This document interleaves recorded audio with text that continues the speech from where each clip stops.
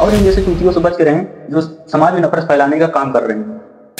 जब भारत का संविधान बन रहा था तो भारत के संविधान में कुछ चित्रों को जोड़ा गया। राम जी का चित्र, कृष्ण जी का चित्र, शिव जी का चित्र, हनुमान जी का चित्र, शिवाजी का चित्र, महाराणा प्रताप का चित्र, नटराज का चित्र, बुद्ध का चित्र, महावीर का चित्र, सबके चित्र जोड़े गए।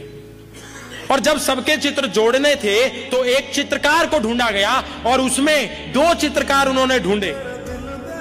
एक चित्रकार का नाम था नंदलाल बोस और दूसरे चित्र का नाम था राम मनोहर सिन्हा। 22 साल का लड़का राम मनोहर सिन्हा, 22 में से 15-16 चित्र उसके अप्रूव हुए, उसके चित्र संविधान में डाले गए जो उसने अपने हाथ से बनाए थे। राजेंद्र प्रसाद जी जो उस समय संविधान सभा के अध्यक्ष थे, उन्होंने 22 साल के नौजवान राम मनोहर सिन्हा से कहा कि तुमने ये चित्र बना दिए हैं, तुमको कितना पारितोषिक चाहिए, क्या मानधन चाहिए, क्या पारिश्रमिक चाहिए, हमको बताओ, एक चित्र का कितना पैसा है। राम मनोहर सिन्हा ने कहा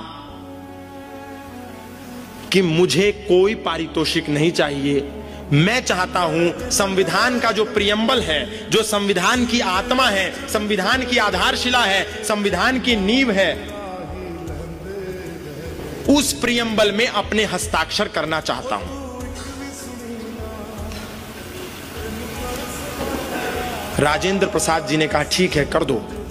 सोचिए, राम मनोहर सिन्हा कितना त्यागमय और कितना बुद्धिमान व्यक्ति था। उसने संविधान के प्रियम्बल में नीचे कोने में एक हस्ताक्षर करा और हस्ताक्षर क्या करा, उसका नाम राम मनोहर सिन्हा था, केवल राम लिख करके छोड़ दिया।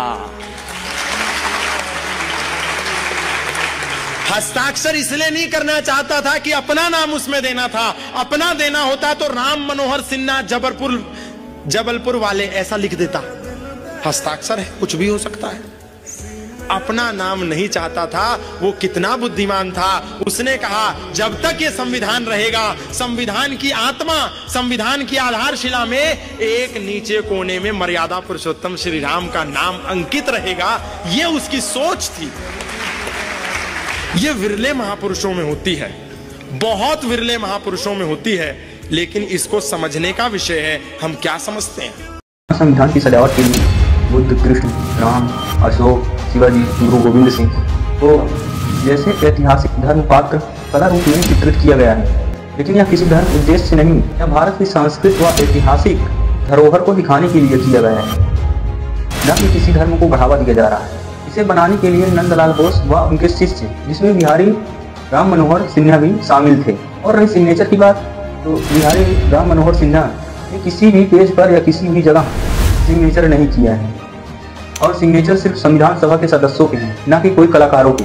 और रही पैसों की बात, तो एक नोट्स के अनुसार जो कलाकार ऐतिहासिक दृश्य बना रहे थे उन्हें प्रति पेज 25 रुपये दिया जाता था, और वही 25 रुपये आज के दौर में देखा जाए तो कितना होता है। भारत के भरोसेमंद कैलकुलेटर डेटा के अनुसार 1957-1958 से अब तक समग्र कीमतें 100 या 102 गुना बढ़ चुकी हैं, और इसलिए आकलन निकलता है कि अभी के दौर में वो 2500 रुपये हो गए हैं।